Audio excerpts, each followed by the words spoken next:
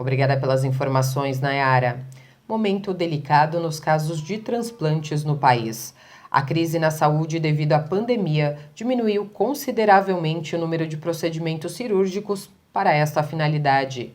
Estima-se que o número de transplantes de órgãos caiu em torno de 40%. A repórter Elis Marina traz mais informações. Olá, Carol, e a todos que nos acompanham no Jornal da Câmara. O número caiu realmente, mas os serviços não foram interrompidos. O doutor José Huygens Garcia é o presidente da Associação Brasileira de Transplantes de Órgãos, a BTO, e conversa com a gente a partir de agora. Muito obrigada por ter aceito o nosso convite.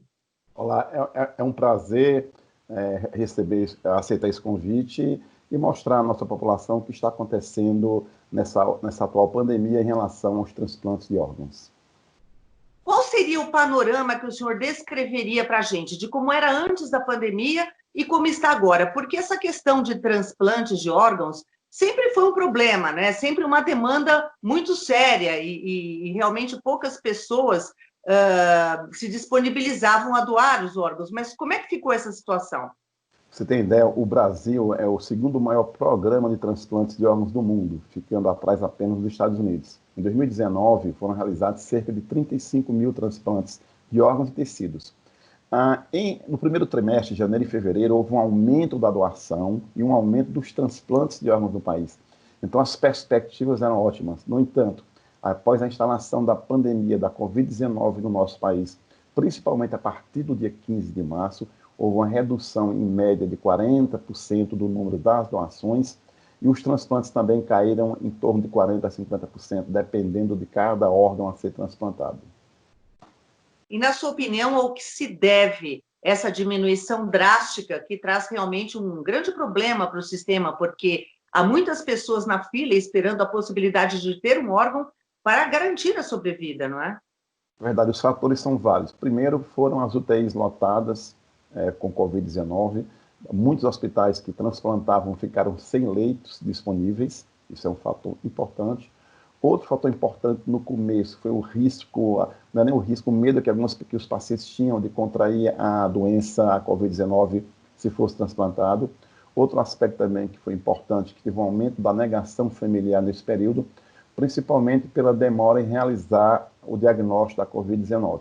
No entanto, no começo de abril, o próprio Ministério da Saúde, com a BTO, divulgou a nota oficial instituindo que todo doador de órgãos, todo doador deveria ser testado, fazer o RT-PCR para a Covid-19. Isso está acontecendo no Brasil inteiro, então isso aumentou a segurança dos transplantes nessa época da pandemia. Então, quer dizer, esse é um protocolo necessário realmente no caso do transplante, ou seja, é necessário se averiguar se aquele órgão não veio de um indivíduo que tivesse testado positivo para o Covid-19. Perfeito, porque mesmo esse potencial doador tendo como causa da morte cerebral um acidente vascular hemorrágico, um trauma craniano, ele pode estar também contaminado pela Covid-19. Então isso foi essencial, porque aumentou a segurança da equipe que vai fazer a captação de órgãos e também dos pacientes que vão receber os órgãos. Eles têm segurança que não vão contrair a doença pela transmissão do órgão a ser transplantado. Isso é muito importante. Doutora, a questão do transporte dos órgãos também se tornou um problema durante a pandemia?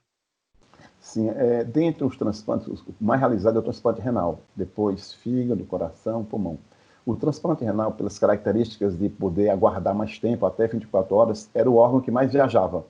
Então, por exemplo, um órgão captado em Fortaleza, muitas vezes era encaminhado para Porto Alegre se a equipe não pudesse transplantar. Isso realmente foi um motivo para diminuir o número de transplantes renais no Brasil, devido à redução, como você falou, da malha aeroviária nesse processo. Nesse período, né, diminuiu realmente o número de voos comerciais, diminuiu no Brasil inteiro.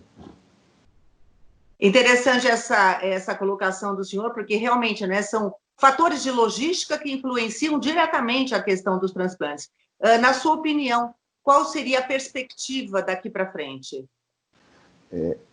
O que nós estamos vendo agora, o Brasil, por ser um país de dimensão continental, o pico da pandemia está sendo heterogêneo. Por exemplo, estados como São Paulo, Rio de Janeiro, Ceará e Pernambuco, eles estão agora achatando a curva. Então, os transplantes estão voltando a ocorrer com mais intensidade, principalmente pelo aumento, pelo retorno da doação. No entanto, estados como Minas Gerais, Rio Grande do Sul, Paraná e Santa Catarina, que inicialmente não foram afetados pela pandemia em relação à doação de órgãos e em relação aos transplantes, começaram a ter uma diminuição dos transplantes. Por isso que nós sempre recomendamos à BTO que os transplantes devem ser mantidos, porque eles são essenciais para manter a vida, e os centros, os estados, os hospitais que têm condições de realizar esse procedimento com segurança, devem manter os transplantes porque eles salvam vidas. Nós vamos aguardar que a situação realmente melhore. Muito obrigada pela sua participação. Até uma próxima oportunidade. Obrigado. Nós esperamos que a partir de agosto ocorra uma retomada mais homogênea das doações dos transplantes de órgãos no país. Muito obrigado. E nós voltamos com você, Carol.